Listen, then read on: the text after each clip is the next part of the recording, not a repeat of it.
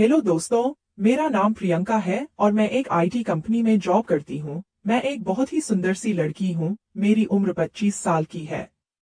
मैं अभी तक सिंगल ही हूँ, पर कुछ दिनों से हमारी ही कंपनी में काम करने वाला रोहन मुझे पसंद करने लगा था।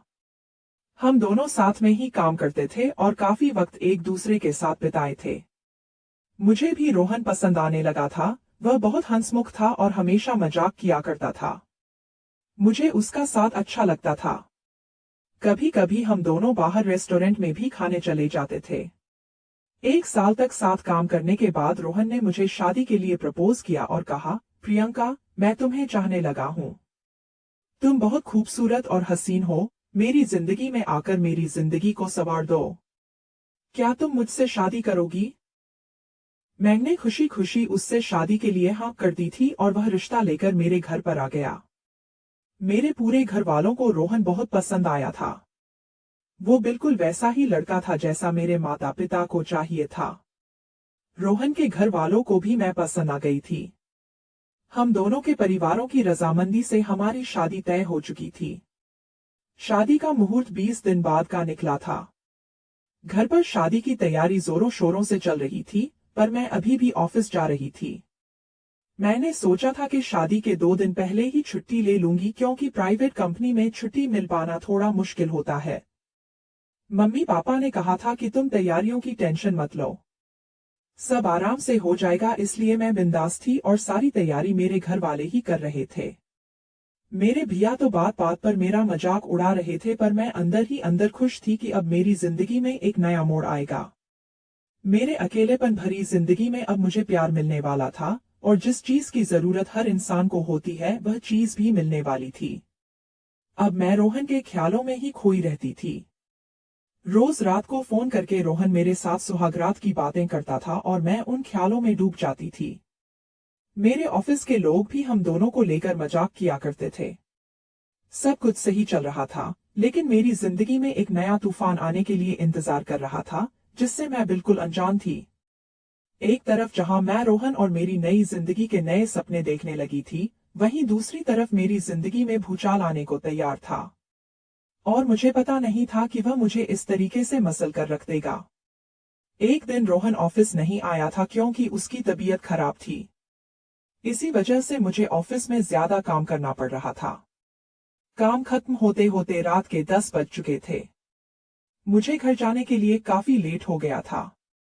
मैंने तुरंत अपना पर्स लिया और बाहर निकल गई। फिर मैं सड़क पर ऑटो का इंतजार करने लगी। लेकिन तभी मौसम खराब होने लगा और बारिश शुरू हो गई। खड़े होने के लिए कोई जगह नहीं थी, इसलिए मैं बारिश में ही भीग रही थी। इतनी रात हो जाने के कारण मुझे कोई ऑटो भी नहीं मिल पा रही थी। मैं बहुत देर तक ऑटो का इंतजार करती रही। मैं अब खड़ी खड़ी परेशान होने लगी थी। मैं बुरी तरीके से भीग चुकी थी कि तभी मेरे सामने एक बड़ी सी कार आकर खड़ी हो गई।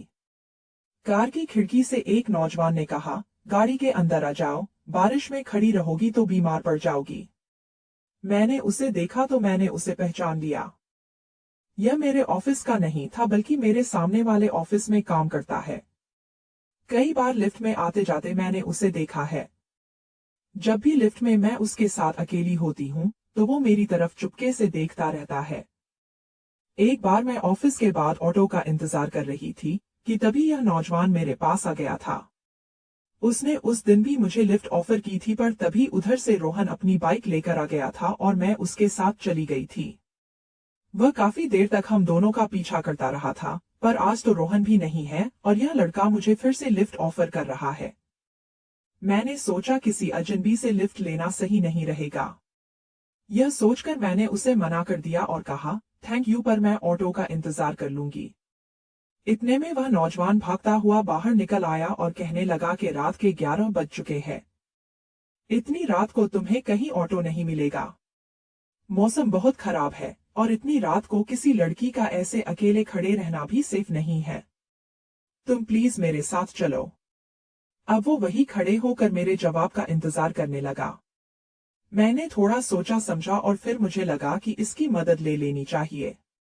मैं उसकी गाड़ी में बैठ गई। उसने कहा, तुम तो बुरी तरीके से भीग चुकी हो, मेरा घर सामने ही है, चलो पहले अपने कपड़े बदल लो, फिर मैं तुम्हें घर ड्रॉप कर दूंगा। मैं ठंड से कांपने लगी थी। वो मुझे अपने घर लेकर चला आया और तुरंत ही उसने मुझे एक टॉवल पकड़ा दिया। उसके बाद वह मुझे अपने कमरे में लेकर आ गया और अपना एक शर्ट पैंट मुझे दिया और कहा, इसे पहन लो। वह कमरे से बाहर चला गया था। मैं अपने जिस्म को पोंछ रही थी कि तभी मुझे सामने पड़ा हेयर ड्रायर नजर आया। मैंने सोचा पहले अपने गीले बाल सुखा लेती हूँ, क्योंकि अगर मेरा सिर गीला रहता है तो मुझे सिर दर्द होने लगता है। मैंने धीरे धीरे अपने बाल सुखाना शुरू किया और बाल सुखाते सुखाते थोड़ा ज्यादा टाइम लग गया। फिर मैं अपने सारे गीले कपड़े उतारकर अपने शरीर को पोंछने लगी कि तभी वह लड़का कमरे के अंदर आ गया।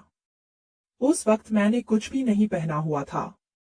मैं सर से लेकर पांव तक नंगी थी और उसने मुझे इस हाल में देख लिया था।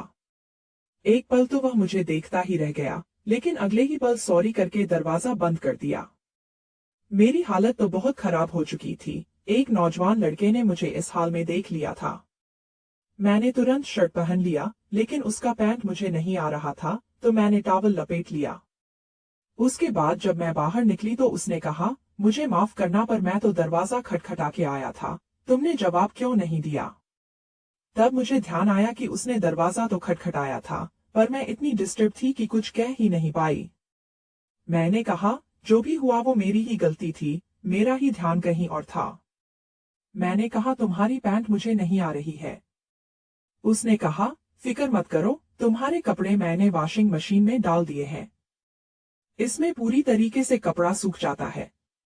आधा घंटा लगेगा, उसके बाद अपने कपड़े पहनकर तुम आराम से घर जा सकती हो।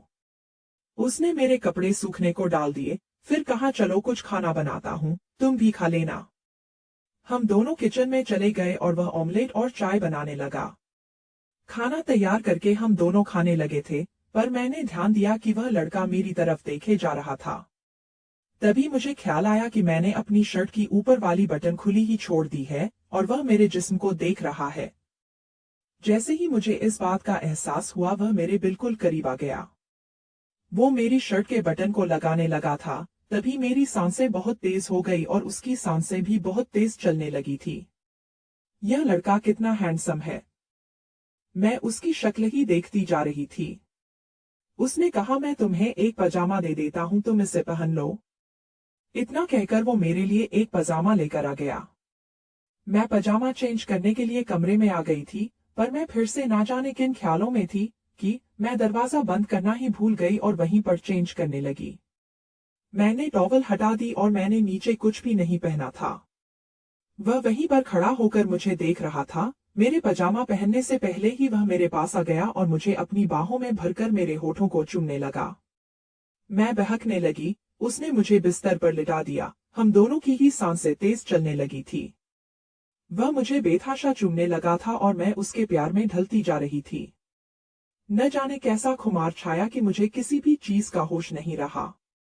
वो मुझे चूमते हुए मेरे शर्ट के बटन खोलने लगा। किसी लड़के ने मुझे पहली बार किस किया था।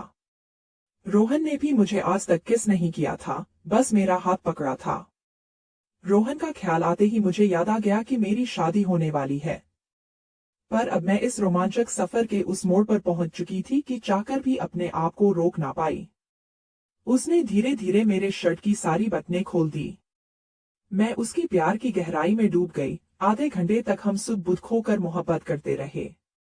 लेकिन तभी अचानक मुझे लगा कि यह मैं क्या कर रही हूँ।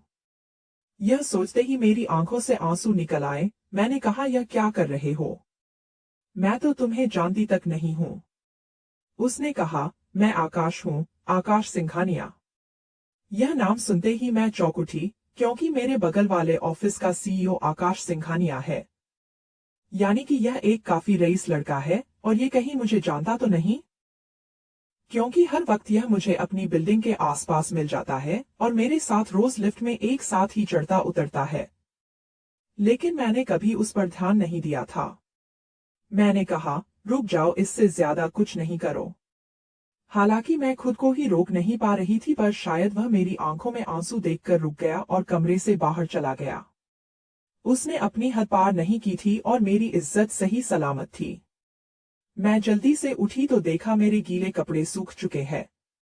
मैंने जल्दी से अपने कपड़े पहन लिए और बाहर आ गई। आकाश मुझसे नजरें नहीं मिला रहा था पर मैं उससे बात करना चाहती थी। वह मेरी तरफ बिना देखे बोला, चलो प्रियंका तुम्हें घर ड्रॉप कर देता हूँ। हम दोनों कार में बैठ गए। मैं चाहती थी कि आकाश मुझसे बात करे, जो कुछ भी हमारे बीच में हो चुका है उसके बारे में कुछ तो कहे, पर वह तो मुझसे नजरें तक नहीं मिला पा रहा था। मेरे घर के पास आकर वह रुक गया और बोला चाहो तो छाता ले जा सकती हो। मैं उसकी तरफ देखने लगी थी तो उसने अपना पर्स निकाला और अपना कार्ड मुझे दे दिया। मैं कार्ड को हाथ में लिए उसके कुछ बोलने का इंतजार करने लगी, पर वह खामोश रहा। अचानक ना जाने मुझे क्या हुआ, मैं उसके करीब चली गई और उसके होठों पर किस किया।